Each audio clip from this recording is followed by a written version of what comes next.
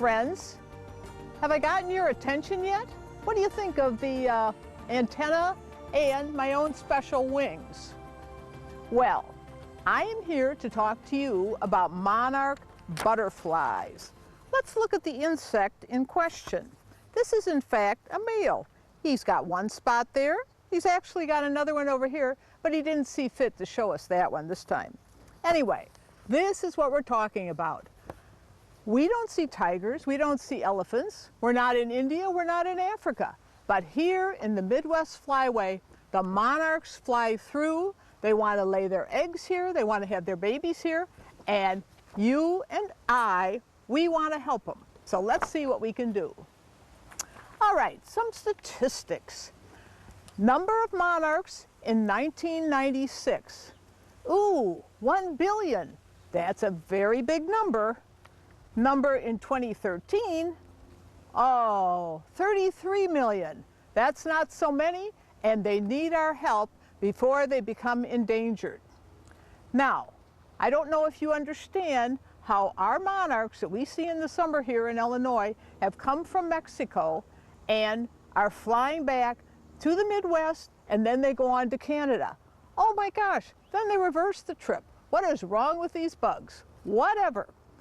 Another statistic, they fly miles flown by monarchs from wintering grounds in Mexico to the United States and Canada, 3,000 miles they fly. Wow, think about that. Okay, I think I've got your attention. My name is Kay McNeil, and I am on the board of Garden Clubs of Illinois. Now, my actual title is Bee, Bird, and Butterfly Chairman. I'm always a little afraid they're going to add bats to that title, but so far so good. And now that we're discussing bats, which we aren't really, I will add 3,000 insects a night. I know a lot of you are saying, I don't want to know anything about bats. Oh yes, you do. That's all you need to know. 3,000 insects a night. Moving back to monarchs. Okay, we can do something to help monarchs. And what is it? All a monarch butterfly wants is a milkweed plant.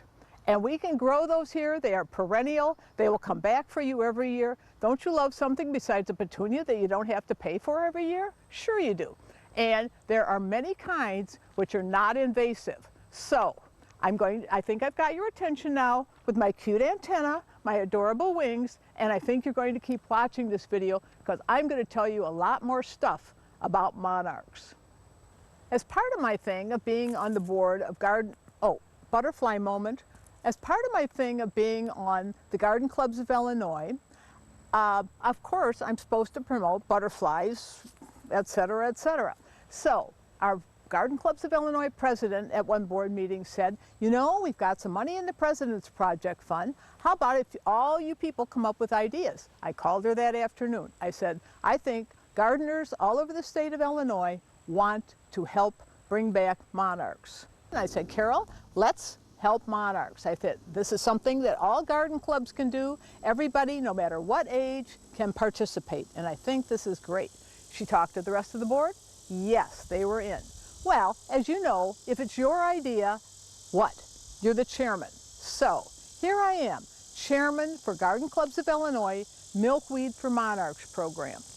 Now, let's look at some things we can do with common milkweed and can create fields of this. Monarchs want big fields of milkweed. Oh, did you see that? Did you see those monarchs that passed my nose? Well, this is all part of the fun. I have a garden filled, and we are in my garden, I have a garden filled with butterflies, and isn't this wonderful? Anyway, what a bunch of little fussy movie stars coming by. Let's move on and look at some common milkweed. I am out in the field behind my yard, and I am very fortunate that this has been left uncut. And you probably can see behind me all of these wonderful common milkweed plants, which are huge. And this is one of the things you're going to want to look for when you're looking for seed, is to find some roadside or a field that has a lot of that. Remember, always ask permission. You may find some prairie people who will have extra seed, but you want to find seed. Now, do we all understand that monarch butterflies only lay their eggs on milkweed. You put monarch caterpillars in with grass, they would rather drop dead than eat that junk. No, they only want their milkweed.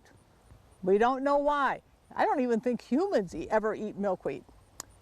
Anyway, this is what a big field should look like. You can spot this kind of a look from the road and know that there's a big stand of milkweed.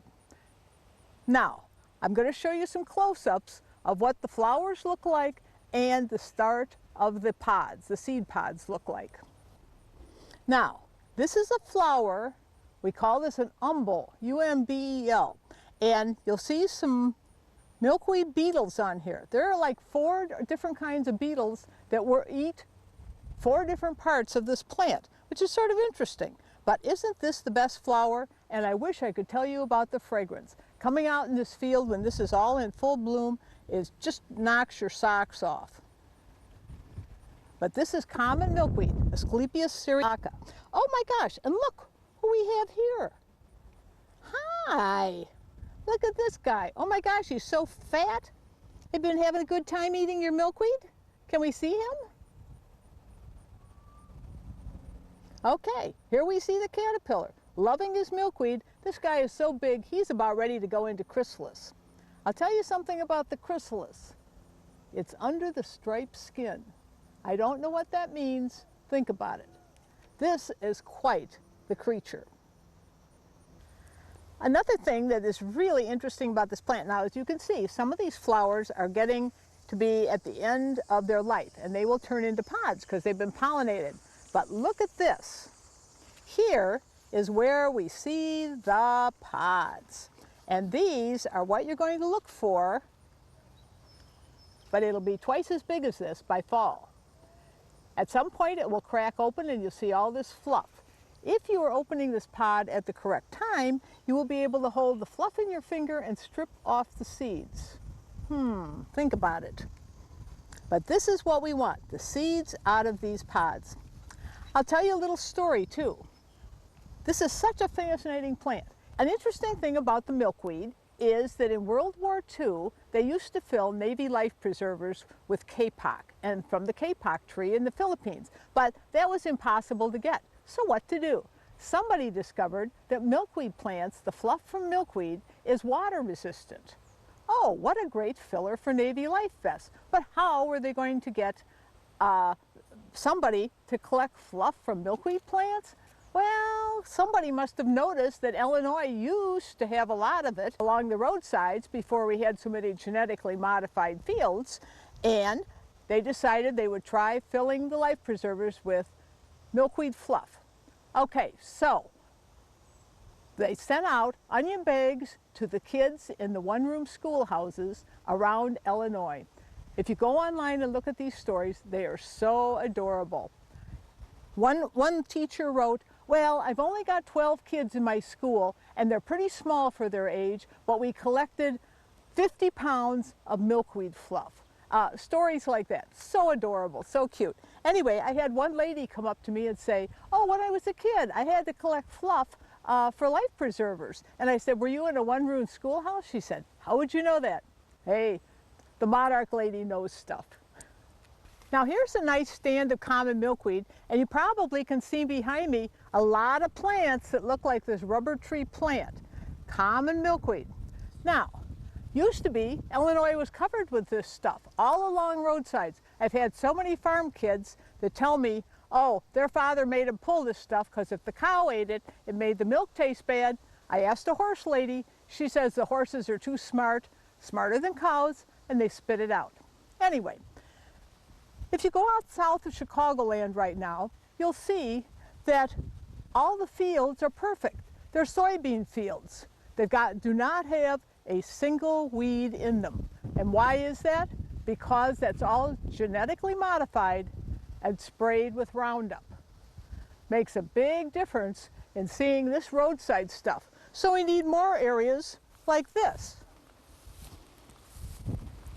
And if I say so myself, I did this with my own little bunch of pods.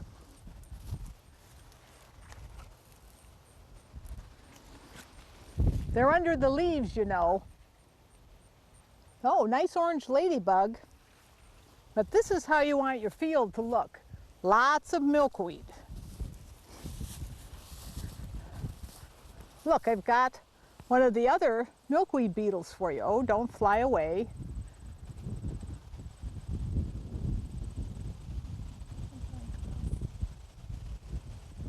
And he came out of, well, we know the technical word, umbel. There he went. Woohoo.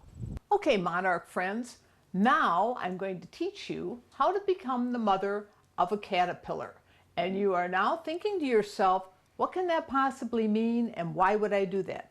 Well, the reason that you are going to bring in monarch caterpillars and raise them in swell big pretzel kegs on your kitchen table is because if you leave the caterpillars out in nature, there's a whole bunch of stuff that wants to eat them. Spiders, wasps, birds. Now, scientists tell us that birds don't eat monarch caterpillars because they taste bad. Ooh, but they all had to try the first one now, didn't they? So, you have a 90% chance of raising and releasing a successful adult monarch butterfly if you bring it inside and raise it out. The percentages of what happens if you leave it out in nature, and I have people who say, oh no, I think we should leave it out there and let nature take its course. Ooh, it will disappear.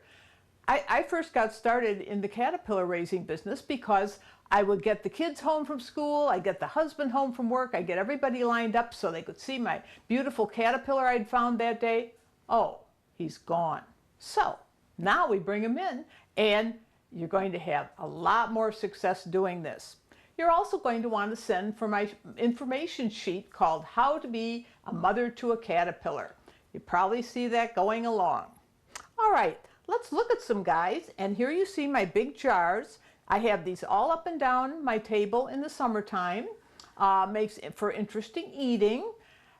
A lot of people buy terrariums. I have a friend who has a deal. She only buys terrariums at garage sales if they are less than $3. So you work out your own little thing and what you want to put your caterpillars in. But what you want to do for sure is have, I'm going to take my guys out now.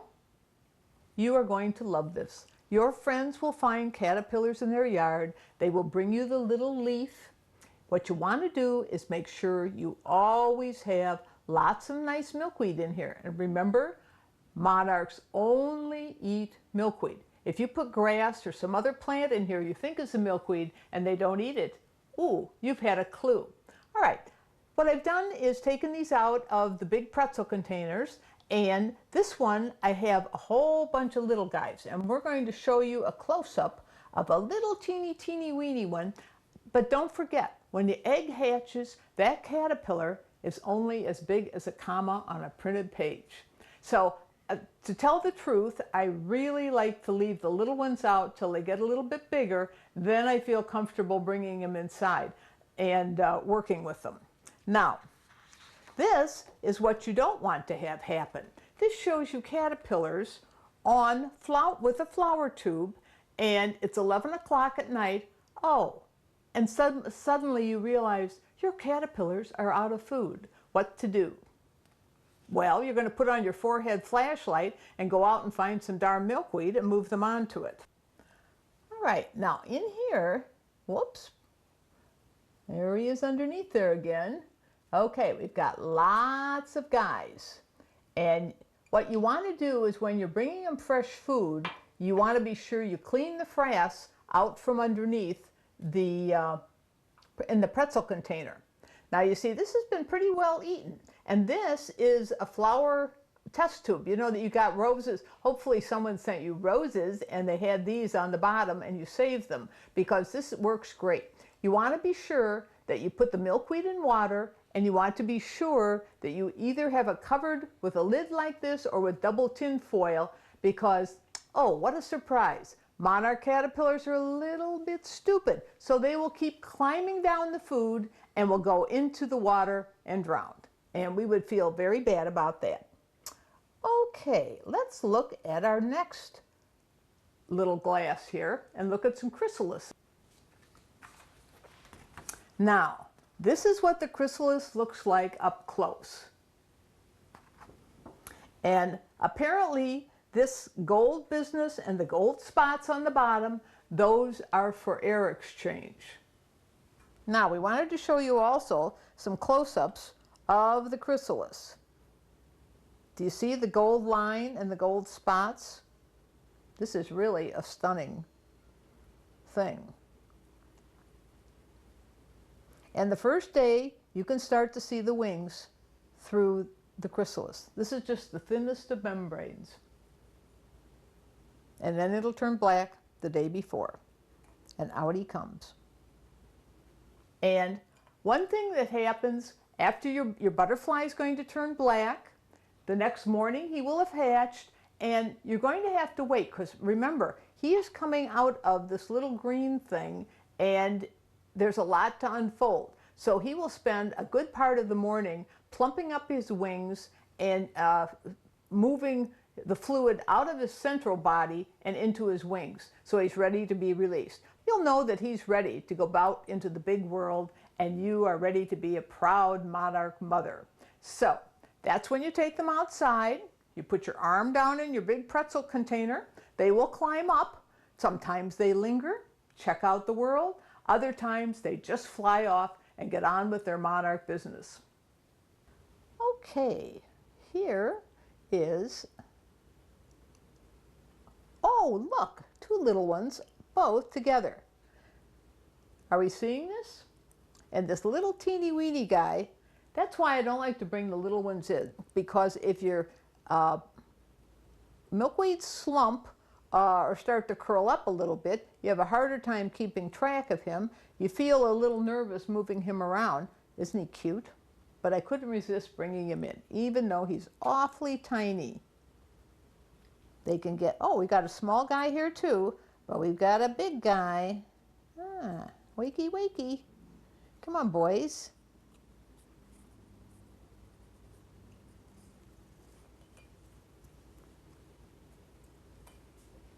Whole jar of big guys.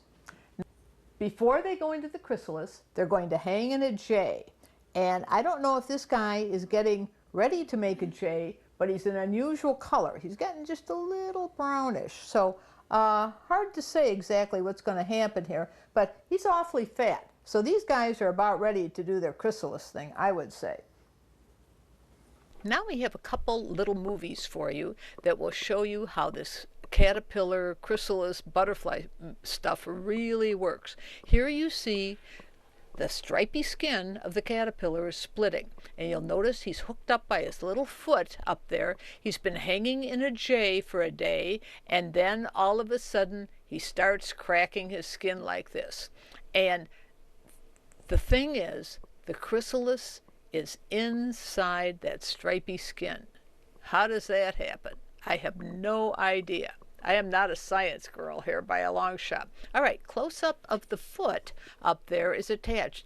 And caterpillars, monarch caterpillars constantly have this little webbing that they use to hold themselves on leaves, and you'll be able to see how he's bringing his little foot out, and he is looking for where the J and where the caterpillar skin was attached. So he is going to find that little webby spot, and believe me, this web is really strong. I mean, these guys could withstand a hurricane and not blow off the leaf.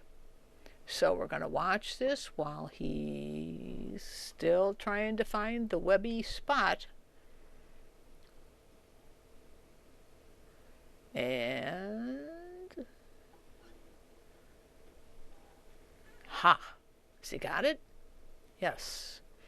Now, all that black stuff, you can see the antennas hanging down. All of that is skin and stuff that the chrysalis is done with.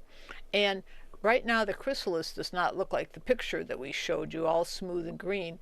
But as it hardens up, it will shrink up, shorten up, and look like the chrysalis picture that we showed you. But this is basically looks like an alien organism right now, which certainly is interesting.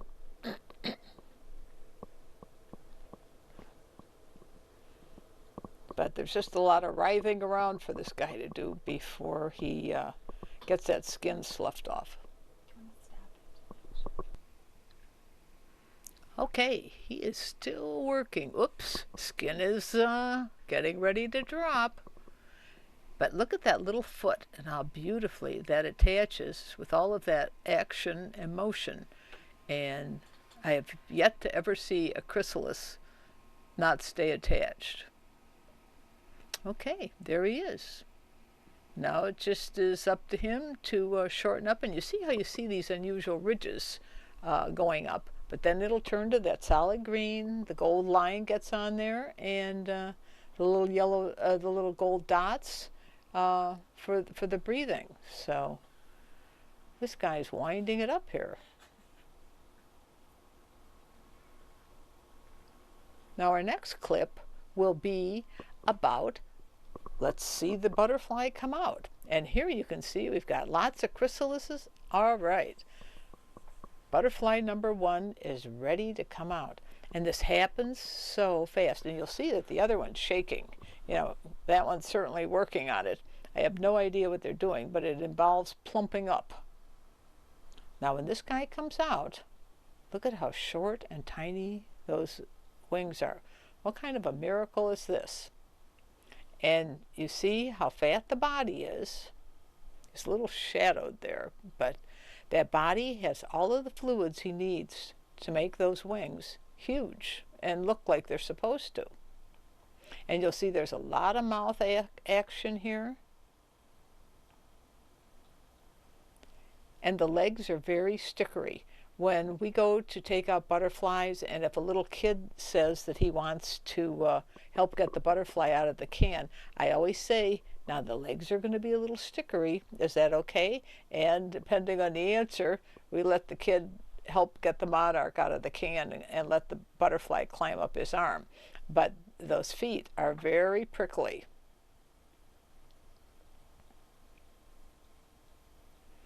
All of that juice that's in the body, that will all be pumped into the wings. Bigger, bigger.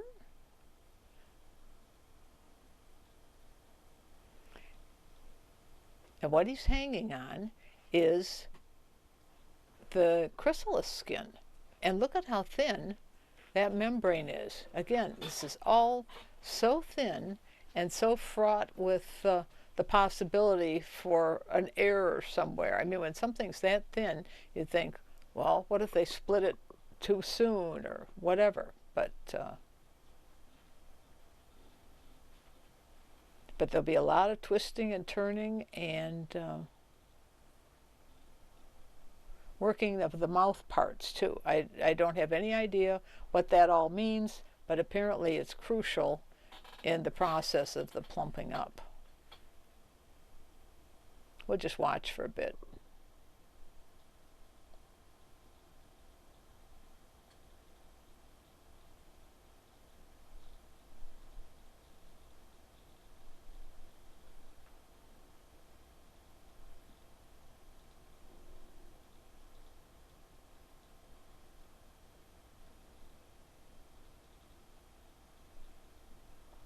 And here is monarch number 2.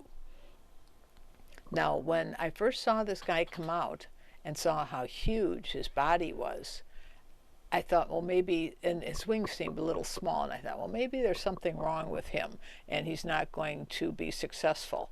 But I'm happy to tell you that you will get to see him be successful. Notice the juice that they also squirt extra juice that apparently is left over out of their body, and it's orange. Go figure. Here's a good shot that shows the chrysalis hanging there, how perfect that thing is, and they just get a little split going in there, and bang, they are out of there. It was really hard to get the movies of this because you would just see a little wiggling and think, oh, we'll get set up here, and then he was already out. But this guy has a really big body. And as you can tell, we have many more to go.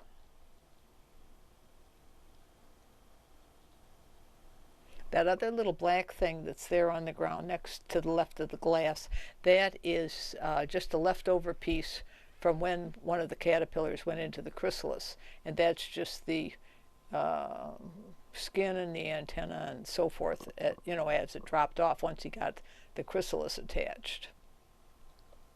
And that just sloughs off. Okay, that pretty much does it, and you have had a very intimate and personal view of the monarch becoming a mature butterfly. Now, a lot of people think that the only milkweed we have in Illinois that's good for monarchs is the common milkweed, the Asclepias syriaca. That is totally not true. Now, I've shown you a lot of common milkweed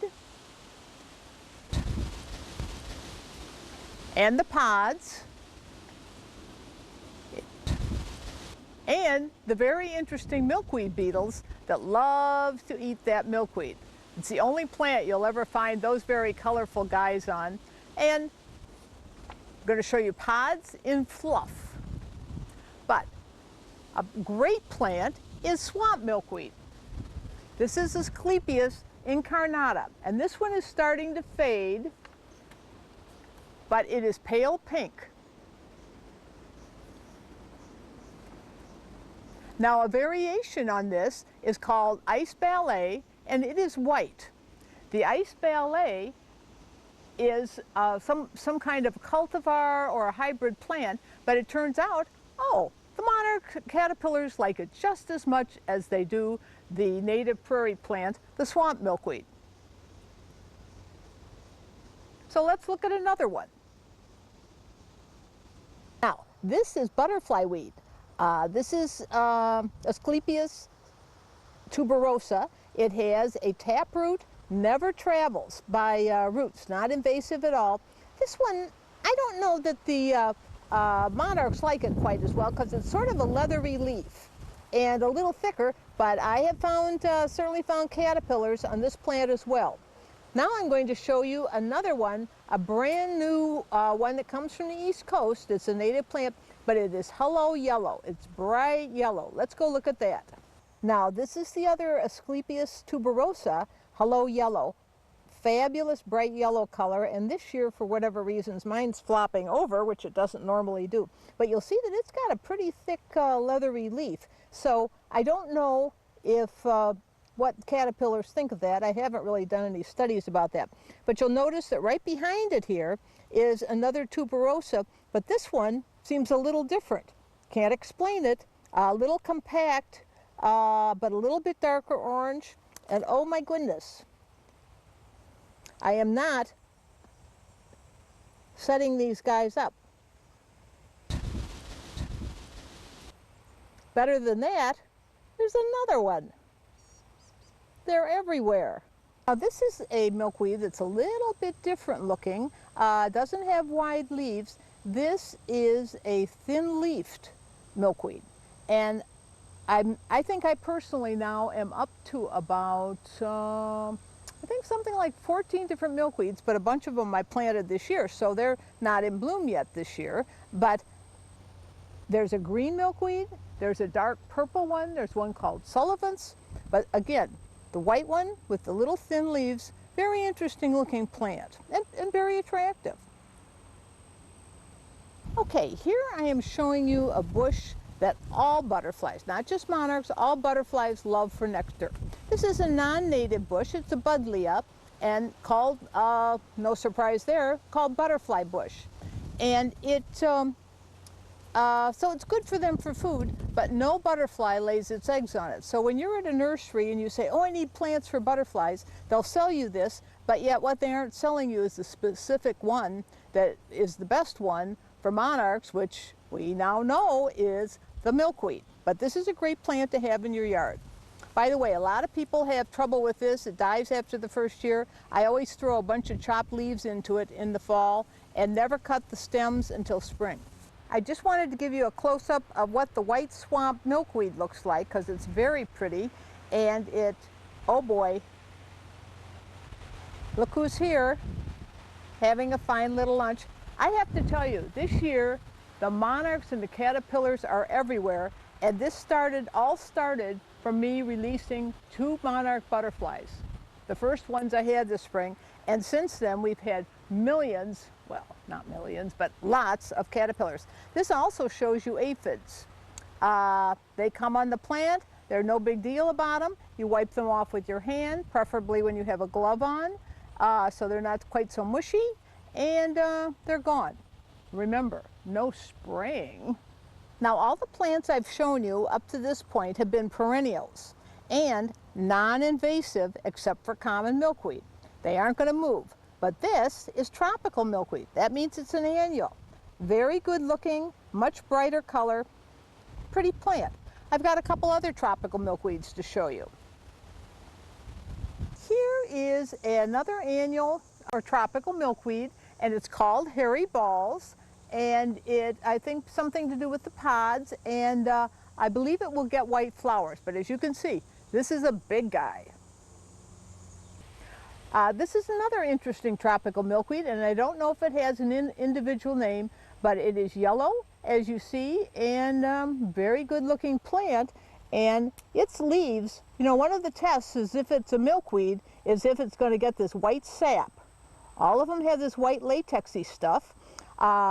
Indian folklore tells us that if you put this on planter's warts, they will disappear. I've had one success story, one that didn't work. So if you need it, try it yourself. Okay, here we see tropical annual milkweed again. This one is a solid orange. This is the Mexican milkweed with the 2 pretty, you know, real dark orange and the medium orange. Now here is a clue. When you're looking for caterpillars, remember, the egg is stuck underneath the leaf. All eggs are under the leaf, so you're going to look under the leaf, and that's where you're going to find it. And when you see little eaten spots like this, take a peek, see who you find. Not seeing anybody today. He's probably moved to another part of the plant. Now what you're looking at is my back 40, and I have every plant, every flower in here is for wildlife. So if it's not for butterflies, it's for hummingbirds, or it might be a host plant, like milkweed is for monarchs, might be a host plant for a different butterfly. But what you want to have are perennials that bloom constantly. I see a monarch sailing through. I'm sure there are lots of bumblebees out there. But this is the look you want. This is a close-up of the same. Now there's a monarch off to the left. Whoops, he disappeared. But monarchs just love flat-faced flowers, like the sunflower, like the Joe Pye weed, like the black-eyed Susans, the phlox. They'll even try and get into hosta flowers, the real fragrant August lily. Well, here you're seeing just another mixed perennial bed that monarchs would like for nectaring. And just to name a couple of plants, in the foreground you're seeing winter hardy hibiscus. This comes in dark pink, always with the dinner-sized blossoms. Behind it, the dark pink is bee balm. That comes in a whole bunch of different colors these days, as well as the native plant that comes in lavender. You're seeing my grandmother's phlox in the foreground. Daylilies are about finished. You'll see some Joe Pye weed. There's some Jerusalem artichoke in the background. Blue lobelia, that's more for hummingbirds. But you'll see a lot of bee action in the phlox. So all of this is good for all pollinators, including monarchs. Now the program that I've designed has several aspects to it. The first one is tell your neighbors. Tell your neighbors that monarchs only lay their eggs on milkweeds. That's so important. Next thing is, make sure the people in your garden club or your women's club or your Lions club or whoever it is, your church group, that they are planting milkweeds and planting milkweed seed. Oh, what's the next aspect of my Milkweed for Monarchs program? Get seed. How are we going to find milkweed seed? Well, you probably don't know, milkweed seed is very expensive. Nobody grows it. How are we going to get it? Well, you're going to get it from me and get 3 kinds different kinds of milkweed seed from me. So, K. McNeil, stamped, self-addressed, business-sized envelope, and I will send you swamp milkweed, butterfly weed, and common milkweed samples. Oh, and I love lots of literature, so you'll be getting a lot of that too. So, you've got the seed, you're going to call your local nurseries, you're going to find plants. You want to have plants, you want to have seed. Okay, so that covers that. So what's the next aspect? Okay, once you have passed out all this information to your garden club or whoever it is and your friends, you are going to, this fall, and whatever fall that may be of whatever year, this fall you are going to save milkweed seed for me. Wow, what does that mean? You are going to go out and look for milkweed, find it, pull the pods off. Oh, and could you possibly clean it? Do you remember when you were a kid and you pulled the milkweed fluff out of the pods and it floated off and it was so adorable, the seeds are hanging to their little parachutes? Oh, if you are cleaning this, and specifically, if I am cleaning this alone in my garage, think furry eyeballs, furry lungs. No, I need a little help with the cleaning. Now, all of the seed that you can get for me, cleaned, send it to me, and I will get it to IDOT. I will get it hopefully to the toll roads. IDOT has said they will use as much seed as we can give them. School projects, they are always asking me for seed. Townships, highway commissioners, all of these people across Illinois are interested in getting free milkweed seed. So what you're going to do, find milkweed, find it in your yard, plant the plants, and clean the seed, mark it as to variety. Then you're going to mail it to me. I am hoping to fill burlap bags of milkweed seed this fall. We want to give all of these agencies more milkweed seed than they have ever seen. Oh, and how does this vision end? It ends with the return of monarchs, and Illinois can become as famous for its native plants and its gorgeous prairie plant roadsides as Lady Bird, exactly what Lady Bird Johnson did for Texas and the bluebonnets. I believe in Texas they have little things online that tell a schedule as to when the bluebonnets are in bloom throughout the state. Why aren't we aspiring to that here in Illinois? When is the milkweed in bloom? We've got a state that's long enough, starts at southern Illinois, comes all the way up to North Chicago. And people will come as tourists and will want to see that. Wouldn't we want to see prairie plants in the prairie state? Sure you do. Anyway, that's my program and that's what I'm trying to achieve. All of this is on a shoestring budget. I don't have any finances for this, and when I first started talking about doing this, the one thing that came to mind was, would I be filling up little earring Ziplocs with milkweed seed night after night into past midnight and into 1 or 2 o'clock? Well, that was my vision. But I found a new friend, Ward Johnson of Save Our Monarchs. And you should be seeing his website go across the bottom. You'll see it again at the end. Save Our Monarchs comes from Minnesota. Their only objective is to get hundreds of thousands, and now he aspires to millions of these swamp milkweed. That's dig the Latin, Asclepias incarnata, not invasive, swamp milkweed into the hands of gardeners. He is a not-for-profit, and his only objective is to get milkweed into the hands of gardeners. You want to look at his website. So, I buy seeds from Ward Johnson. This, I can buy 100 packets of these for 25 bucks, and I can sell them to you for that, because there's no profit made by anybody, and 7 bucks postage. So, these people save me a lot of time and a lot of money, and now I get some sleep too, and don't have to worry about how I'm packing up little packets of seed. So, 3 samples of milkweed seed. Did I say they will be common milkweed? Now, common milkweed seed, that's the invasive one. That is Asclepias syriaca, and that one is the one you want to eyeball a 2-lane highway that's not too well cut, and then you will take your pod down the dark road in the middle of the night, sit in the back seat, hold your pod out the window and let it fly, and you will be propagating. Basically, you'll become the Johnny Appleseed of the milkweed world. So that is common milkweed. I send you a little sample of that. That you put someplace where you don't want to have, where you have a wild area and you don't care how much of it comes up. The other two kinds I send you are Asclepias incarnata, which is the swamp milkweed from Ward Johnson in this very pretty little packet. By the way, good for weddings, good for Christmas cards. Oh, don't you want your cousins to know about this? Of course you do. Put this in the holiday card. And the third kind of seed that I send you is Asclepias tuberosa, orange butterfly weed. I realize it has that bad W-E-E-D in the name, but can't be helped.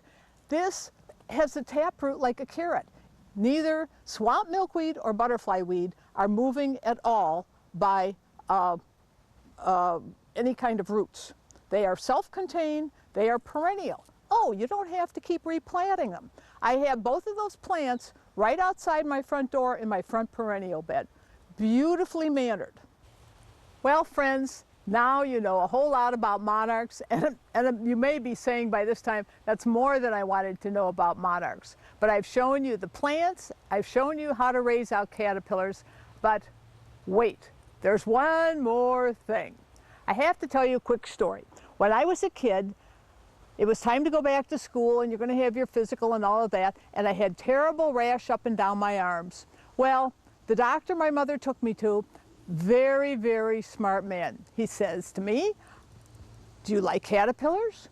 I replied, "Of course." "Well, yes, I do." And this is in the olden days when we had furry caterpillars everywhere. Well, he says, "Do you keep those in a box?" And I said, "Oh, yes, I do." And he said, "Do you take them out and let them crawl up and down your arms?" "Well, of course I did." He says, "There's the trouble. I don't know if you're allergic to the fur on the caterpillars or their little feet or whatever it is, but I think if you quit doing that, you won't have any more rash." Well, I don't know what that means, but anyway, good luck, good monarching, and have fun with this. And remember, I'm only a phone call or an email away. I'd like you to keep watching because I've got some great butterfly garden plant lists for you and some milkweed plant lists. And all of these plants you'll be able to find at a local garden center or online. And I think this will help you get your butterfly garden pulled together.